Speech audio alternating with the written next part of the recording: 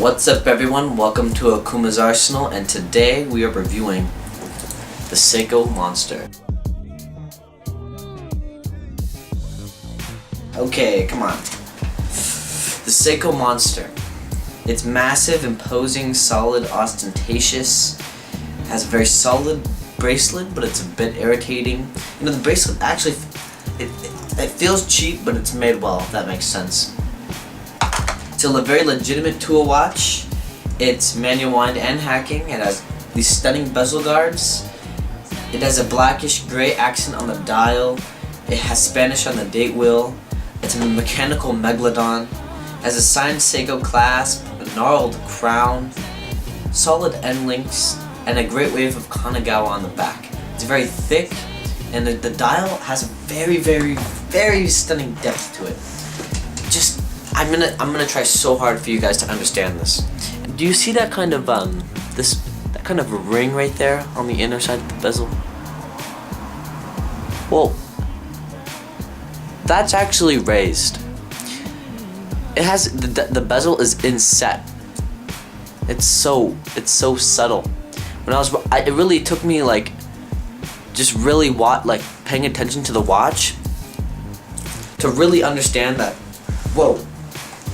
The bezel's the dial is inset a little bit and has these it kind of looks like this curved drops and then the innermost of the dial. You know, it's called the Monster, right? It has these crazy shark teeth kind of looking hour markers. You know, I feel like if I put my finger in there, you know, my finger wouldn't come out, if that makes any sense. Check it out. Very gorgeous.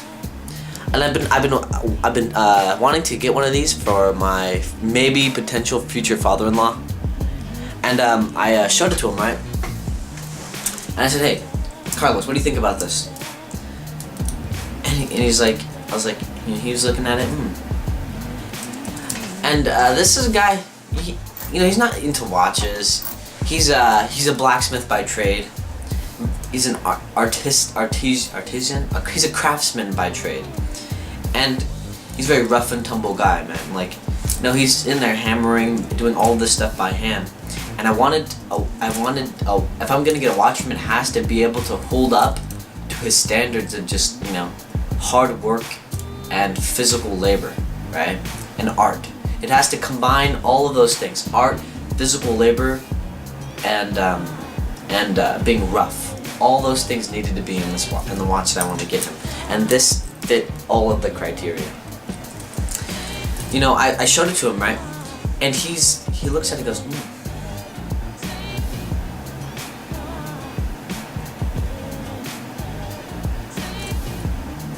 I like it.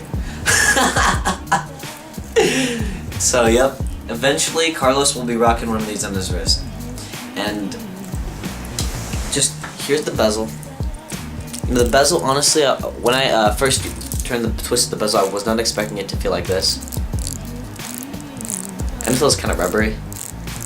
I was expecting it to feel more like the Citizen Pullmaster, where it's like click, click, click, click, click, click, click, click. But this one's more like rink, rink. You know, this watch just, man. When I'm rocking this thing, I mean, trust me, I'm not. What's the word? How am I gonna phrase this? I don't need anything to tell me that I'm a man, right? I don't need a watch to tell me I'm a man. But on the other hand, when I rock this guy, I can't help but feel a little bit like I might want to just punch someone in the face, or, you know, I might want to just go play football again, or, you know, it just makes you want to just work out and lift, and you know, it's a masculine watch. Physically masculine watch, very. You know, so I have very small wrists, and here's the wrist shot.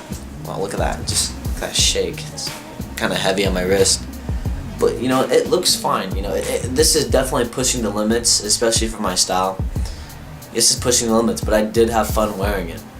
A lot of fun. The loom on it is stunning. It was kind of a surprise how much I liked it. I showed it to a few ladies and they're like, "Oh, I don't like that one, E-Man. That's my least favorite watch of yours." which is not even my watch. But yeah, the ladies don't seem to like it, but on the other hand, that's not what this watch is for. Not for impressing ladies. This watch is just built to be a tank, to be with you on your journey of being a physical, strong ass man. That's what this watch is for. Really, really like it.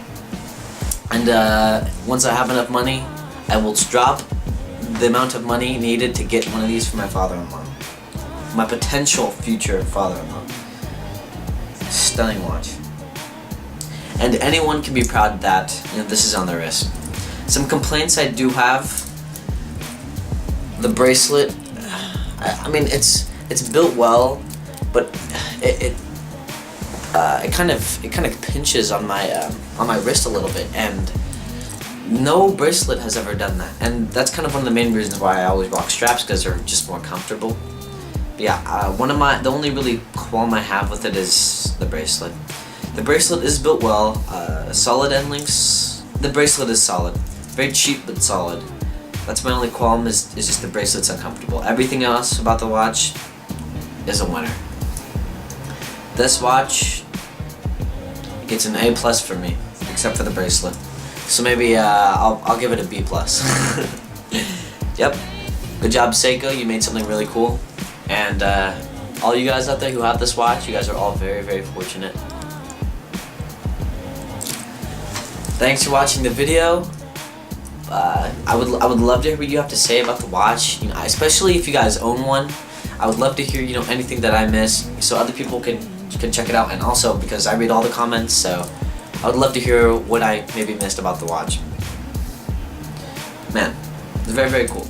Thanks for watching the video, and Akuma out.